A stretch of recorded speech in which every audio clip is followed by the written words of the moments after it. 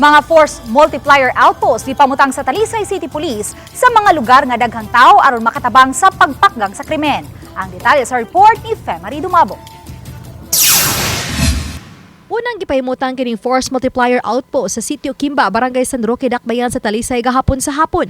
Sa dapit, mato di Police Lieutenant Colonel Epriang Paguyod nga pipila ka mga insidente sa kawat ang nahitabo. Hinungdan nga 24 oras nga magbanos-banos pagbantay ang mga tanod ug force multiplier nga naa sa maong outpost. Samtang ang mga pulis ang random nga moistar sa lugar.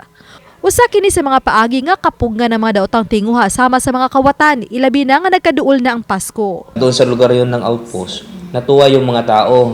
Sabi nila, sir, doon na lumabas yung mga concern nila na, sir, tamang-tama, meron tayong outpost dito kasi tuwing madaling araw, pag magpunta kami doon sa Tabunok, minsan yung mga dumadaan na mga nakamotor, manghablot na lang daw ng cellphone.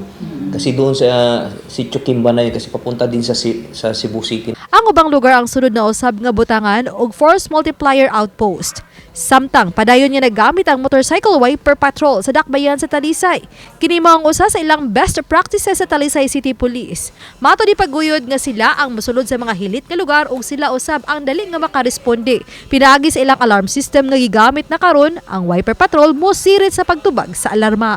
Mabilis manggod magresponde na kung naay mga reported na mga incident, mabilis tayo makakan. Dahil alam nyo naman, may mga parts diri sa Talisay na mga maliliit, sudlunon. And then naka-design din yan pang prevent na anti-robbery.